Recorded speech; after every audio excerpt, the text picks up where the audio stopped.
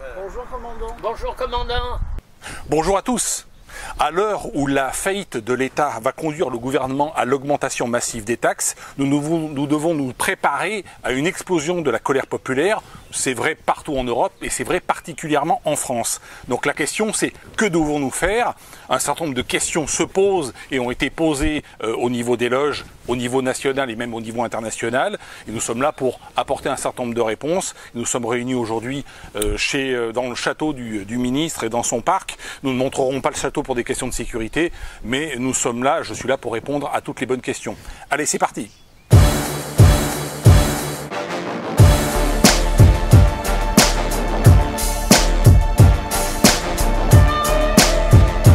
Donc allez-y, vous pouvez commencer. Mon commandant, Oui. est-ce que ce sont les taxes qui vont monter ou les prestations sociales qui vont baisser?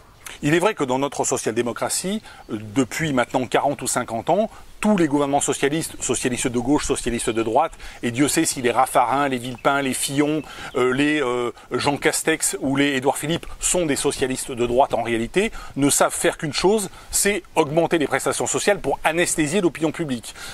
Donc la tentation, c'est pas de réduire les prestations sociales, la tentation, c'est véritablement pour eux d'augmenter les impôts ou d'augmenter l'inflation, ou de mettre en place de l'inflation qui est l'impôt des pauvres en réalité.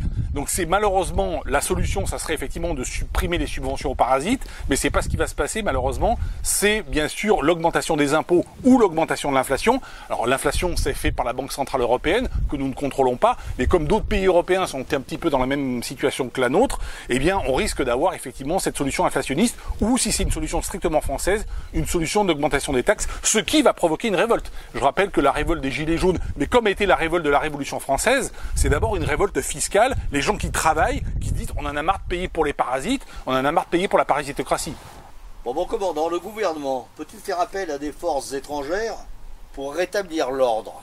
Alors c'est vrai que c'est la tentation, faire appel à des forces de l'ONU ou faire appel à des forces étrangères. Je rappelle que lors des Jeux Olympiques en 2024, on a fait appel à des policiers étrangers pour assurer la sécurité à Paris, sur les Champs-Élysées et sur les sites olympiques.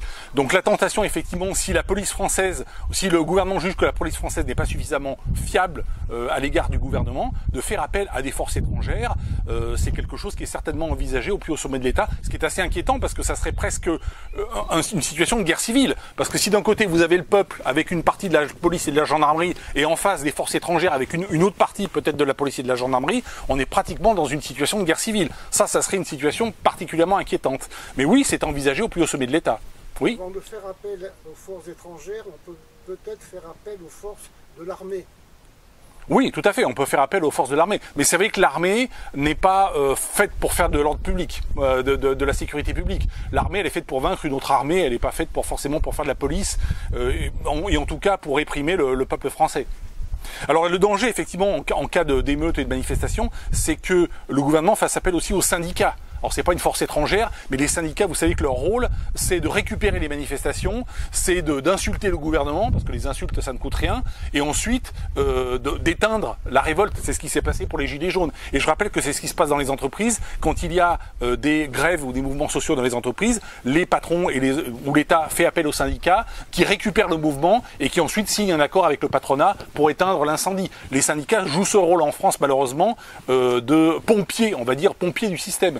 Ce qui est assez préjudiciable. On a vu aux États-Unis il y a quelques années les syndicats de l'automobile, par exemple, s'unir pour augmenter de 20% l'ensemble des salaires sur l'ensemble des salariés américains. Ce qui est impensable en France. En France, le syndicat est fait, bien au contraire, pour éteindre l'incendie social, que ce soit au niveau national ou au niveau des entreprises. Très bien. Doit-on se préparer à mener le combat à Paris ou dans toutes les régions? Alors effectivement, le jour où la révolte se déclenche, il y aura, si vous habitez Bordeaux, si vous habitez Toulouse, si vous habitez Strasbourg, vous allez certainement manifester dans votre région. Le point central, bien sûr, c'est Paris, parce que c'est là qu'est le pouvoir, mais on l'a déjà dit dans le passé, ce qui est payant en termes de manifestation, c'est pas d'avoir 1 million ou 2 millions de manifestants qui vont manifester, mettons, le 12 juillet de 8h à 17h, parce que ça, le gouvernement sait parfaitement le gérer, c'est d'avoir en permanence des manifestants, par exemple, à Paris, autour de la zone des ministères, mettons 10 000, on va dire, manifestants qui restent en permanence jour et nuit, là, ça serait beaucoup plus inquiétant pour le pouvoir. Donc le pouvoir est à Paris, donc c'est vrai que c'est la manifestation à Paris qui paye le plus, mais au-delà de la manifestation, c'est le fait de pouvoir tenir. Parce que le système policier ou le système, que ce soit gendarmerie ou CRS, ne peuvent pas tenir 24 heures sur 24. Ils sont capables de tenir un choc pendant une journée ou deux, mais ils ne seraient pas capables de tenir pendant plusieurs semaines pour sécuriser une ville comme Paris, bien évidemment. Oui. On craint encore un renouveau de type gilet jaune. On peut... Alors effectivement, c'est l'objet de cette vidéo, il pourrait y avoir un nouveau mouvement de type gilet jaune, mais comme les gilets jaunes se sont fait avoir la dernière fois, je pense que cette fois-ci ils ne se feront pas avoir, qu'ils ne feront pas appel aux syndicats, qui ne transmettront pas en réalité leur colère entre les mains des syndicats, et que cette fois-ci on va dire qu'ils ne se feront pas avoir par le gouvernement qui les a calmés aussi en distribuant, vous savez, la fameuse prime de 100 € hein, qu'on a envoyée à tous les Français pour les calmer. Voilà, un peu comme on met 100 € sur le cul d'une prostituée, hein, si j'ose dire. Pour 100 €, on va calmer la situation. Je pense que cette fois-ci, ça sera à mon avis beaucoup plus grave parce que c'est beaucoup plus profond. La crise aujourd'hui mondiale qui arrive, elle est au Japon, elle est en Chine, elle est aux États-Unis, elle va être en Europe. C'est la hausse des taux d'intérêt à long terme. Donc il faut comprendre la mécanique. Aujourd'hui, sur 3 000 milliards d'euros, si vous avez des taux d'intérêt à long terme qui sont à 4%, ça veut dire qu'il faut sortir 120 milliards par an. Alors que si on a un taux à 1%, eh ben, il faut sortir seulement 30 milliards. Donc c'est vrai que ça fait une grosse différence. C'est pour ça que Bayrou dit qu'il faut absolument trouver 40 milliards pour boucler le budget et qu'il les a pas et il les aura pas.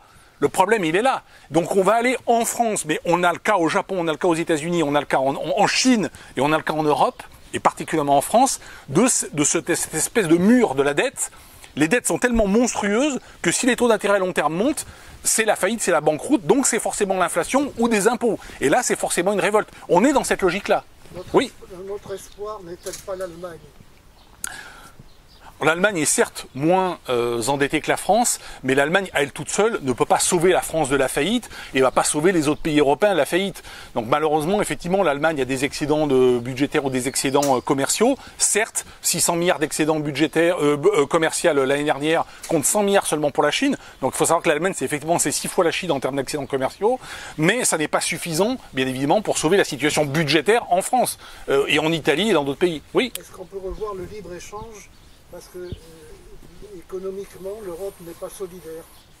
Alors c'est vrai que l'Europe n'est pas solidaire sur certaines questions, sur la question algérienne, sur d'autres questions. Maintenant, c'est vrai que si on remet en cause le libre-échange, on voit Trump a tenté de faire ça avec ses droits de douane à l'échelle internationale. Jusqu'à présent, ça cause beaucoup plus de dégâts et de casse que ça apporte de solutions.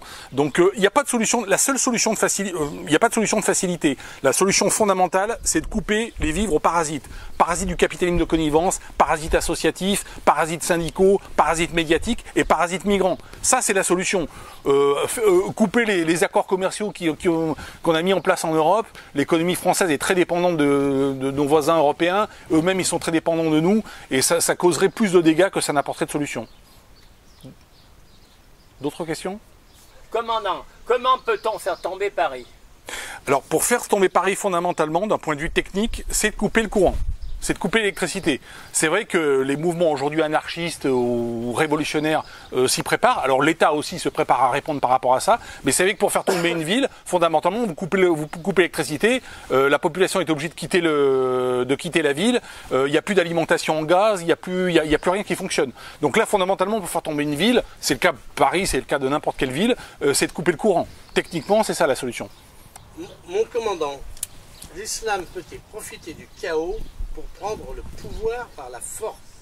Alors moi je pense pas que l'islam puisse profiter du chaos pour prendre le pouvoir par la force pour une raison simple, c'est que quand on parle d'islam, on a beaucoup de populations étrangères effectivement qui sont musulmanes, mais elles viennent de pays très différents et où il y a pas mal d'antagonisme entre le Maroc, l'Algérie, la Tunisie, un certain nombre de pays africains, le Sénégal, la Turquie et autres.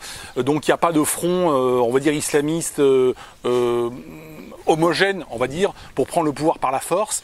Et puis d'autre part, les Français sont quand même armés, ils sont quand même aussi organisés. Il faut avoir confiance aussi dans notre armée et dans notre peuple. Nous sommes un peuple résilient. Je ne suis pas sûr que la France soit islamisable en fait d'un point de vue culturel. Et on le voit d'ailleurs dans les élections, on le voit aussi dans les sondages et autres. Donc je pense pas effectivement, je pense qu'il faut écarter cette menace. En tout cas en 2025. Est-ce que en 2040 ou en 2050, cette question se posera et peut-être effectivement on sera peut-être pas là forcément pour y répondre. Est-ce que ce sera pertinent à ce moment-là? Peut-être, mais en 2025, je ne pense pas.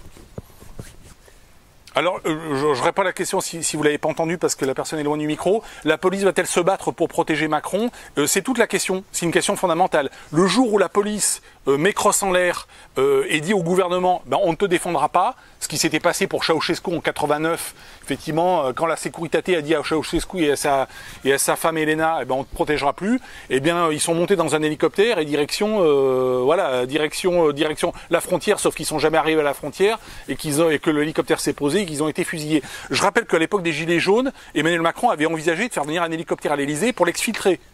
Lui et sa femme. Donc on est un peu dans un scénario à la Ceausescu. C'est avec le jour où la police, ou les forces de police, de gendarmerie, ou de garde nationale, ou de CRS mettent crosse en l'air, disant on est aux côtés du peuple et pas aux côtés du gouvernement, le gouvernement est mal barré. Vas-y, pose ta question. Il n'y a pas eu de police en mai 68 pour protéger De Gaulle. Et il est quand même parti en Allemagne. Voilà, absolument. Donc, bonne remarque du docteur. Il y a eu, en 68, effectivement, De Gaulle a pris peur. Comme il avait pris peur en 40, il était allé à Londres parce qu'il avait peur d'être arrêté par les Allemands. En 68, il a pris peur, il est allé en Allemagne, il s'est exfiltré, en secret en plus. Hein. À l'époque, le gouvernement n'était pas au courant, on ne savait pas où était parti De Gaulle. Il avait sauté dans un hélicoptère et direction un avion, il était parti en Allemagne, se réfugier, parce qu'il a eu peur pour sa vie. Alors je reformule la question pour ceux qui l'ont pas entendu. La remigration va-t-elle être obtenue par la révolte?